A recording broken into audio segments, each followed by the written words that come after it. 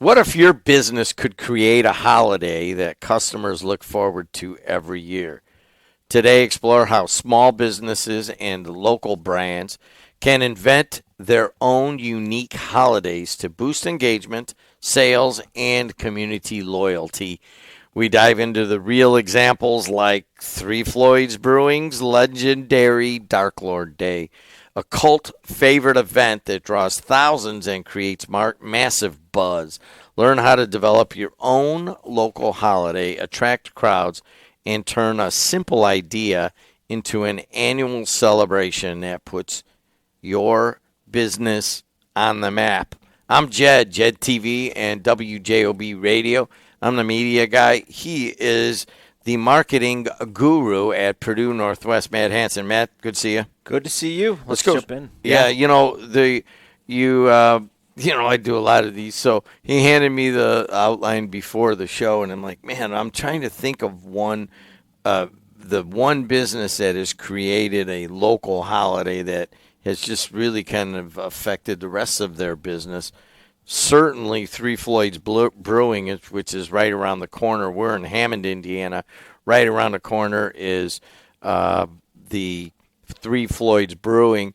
And every time I go to Wisconsin and I'm University of Wisconsin, I sit down at the bar and go, hey, man, what kind of new craft, what do you guys recommend? Every time they go, oh, man, Three Floyds Brewing has this, Three Floyds Brewing has that. I go, dude, I live a couple blocks from there. I don't need that, all right? Is there anything else you got? But Three Floyds is known around the country. Describe Dark Lord Day. Have you ever gone? I have gone once, and it is an experience beyond an experience. People come from not just different states, but they're coming from across the world just to come to this event. And it's interesting to me because, I went and we had a ticket, and they give you these tickets to basically stand in line to go get your bottles of Dark Lord. And it's a great beer, an absolute great beer. Very dark, really, really strong beer. But it's funny to me because, people will wait in line for hours to get this beer, and they come from all over, and then they trade them. So they're trading different beers at the event. There's music, there's food. The one year I went, it had rained a little bit, so there was mud, and people just don't care. I mean, they just absolutely don't care. It is truly, if you could take the old idea of Woodstock and put it into a beer fest, that's what it is. And it's just such an amazing experience. And it's literally just a brewery down the street that has created this event where people come every single year. And you can go out there and you can see people are trading this beer. They're putting it out there on forums, and they bring beer from all over to trade with. It is just an insane event. And that's why, I wanted to bring this up today is they're just a brewery. I mean, they're a brewery that has taken off, but they're just a brewery that's created an event, and everyone looks forward to it every single year. This is the Mastering Local Marketing podcast, and if I did prepare, I would have cut up. I one time got a media pass, and I rode my bike over there. It's right by my house. Mm-hmm.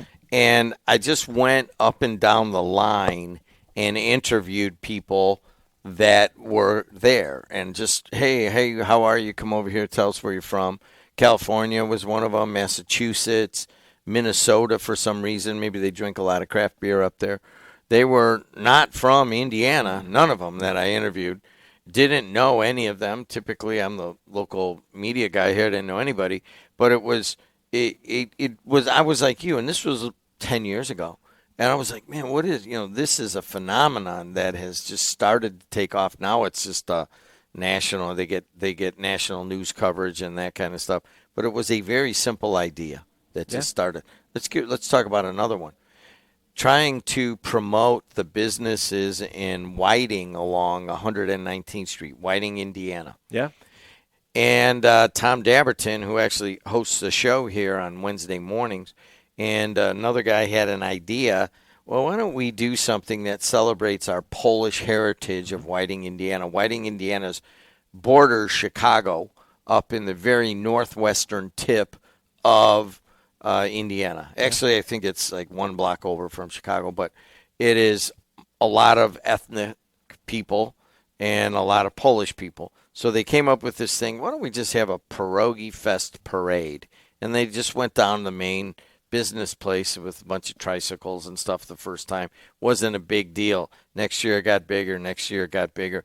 Right now it's been voted by Fox News as one of the best festivals in America. You can't really go there and expect to just not battle crowds. Oh, yeah. It highlights the downtown Whiting and Robertsdale of Hammond businesses, but it just started out as a very simple idea. Right. And they've tried a lot of things that have not worked. Sure. But it kind of shows you if you just try enough things that maybe something's going to stick. Well, I think that one built community, right? With all the Polish Americans that we have in that area, you got to realize that you've found what they're known for and you've built it in. And quite honestly, I mean, Pierogi Fest is, I always joke that I've known all the Mr. Pierogis through the years, and everybody loves the parade. I mean, you start to see all of the actors and everything, and everybody and again, this is a local event that we're talking about, but everyone that goes to the Pierogi Fest. It's like the one staple throughout the year that you need to go and do. And, I've taken my kids and we've had a good time. And a lot of my friends will walk in the parade, and it's the one thing they want to make sure they do every single year. So, again, you've got something that's called the Pierogi Festival, but it was started by the town, but that could have clearly been started by a food company and been some kind of food company's pierogi fest, right? So I think, it's interesting when we look at these different things, how they grow through the years. It takes time. I get it, right? Like Dark Lord Day wasn't a success the first year.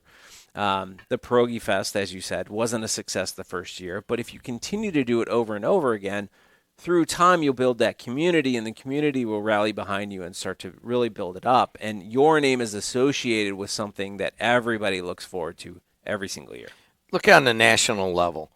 By the way, all right, let's keep it here still. We don't have a special event. We do media days for each TV season that's coming up, and that's becoming more and more popular, and I kind of like that. But maybe there needs to be a JED TV Sports Network day or some sort of a discount on advertising or some sort of a giveaway of swag or something like that.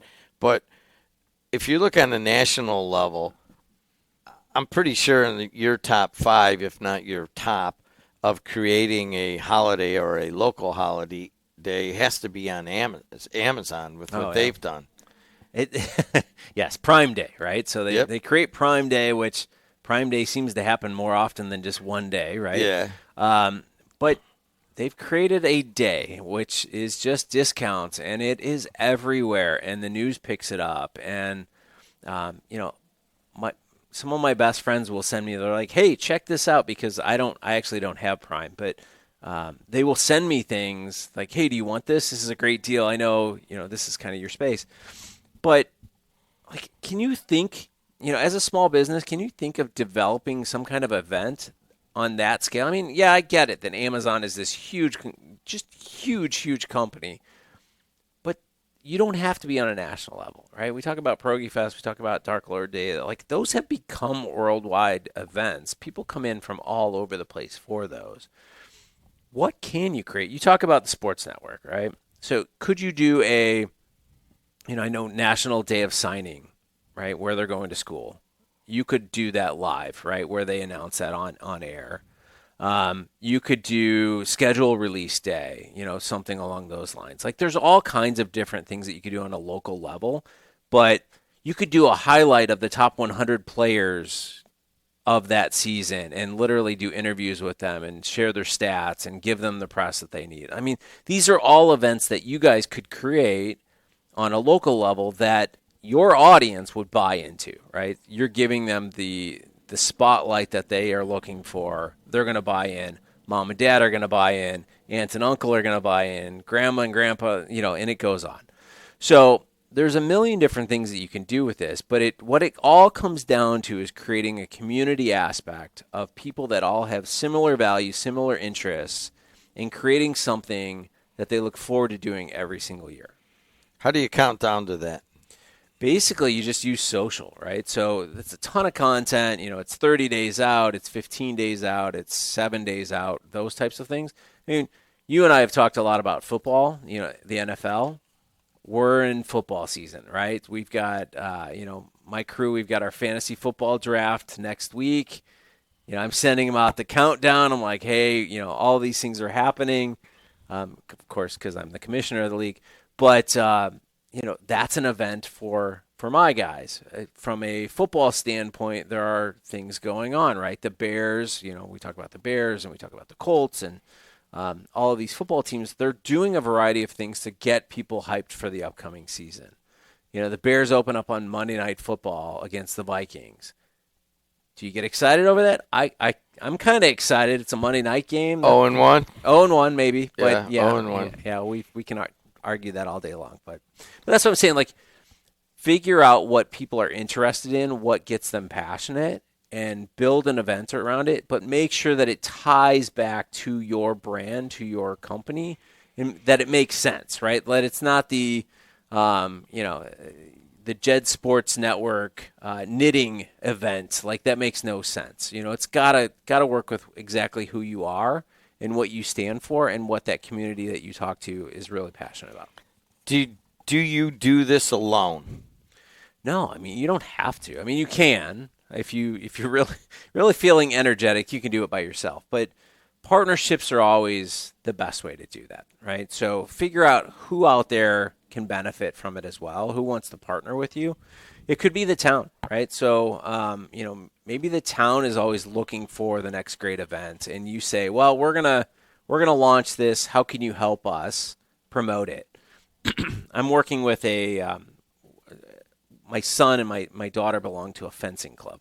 So, I'm working with Bob over at the fencing club, and we talk about different things. He's like, how do we get more people to our events? And I said, well, have you worked with the towns? Have you worked with the schools? Have you made any contact there? So call the town. They send out every single month. They send out a water bill that has something in there that says all the events that are going on.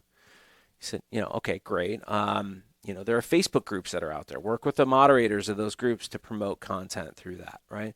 So there's all these different ways that you can push it out there through partnerships. You can do these countdowns. They can jump on board with you. They can become media sponsors that are providing the awareness, but they're not providing any dollars towards it, right? They're just pushing the message out there. And I think that's a really interesting way to partner with people. Figure out how they can push the message out there even further. And, then you're not dealing with dollars and cents. All right, so you are the digital marketing guru. So I'll just throw out a couple of segments and give us an idea off the top of your head. Local workout place. So, it's funny. For years, I've always wanted to do an event, like world record event. And I've always said, like, I wanted to do it at the university.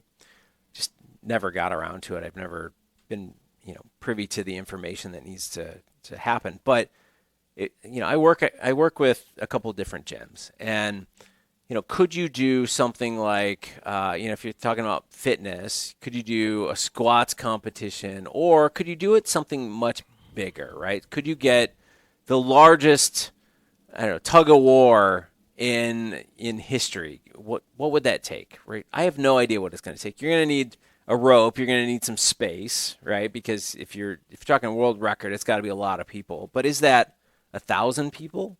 Is that 2,000 people? Is it 500 people? I mean, I don't know. I don't even know if there's a category for that.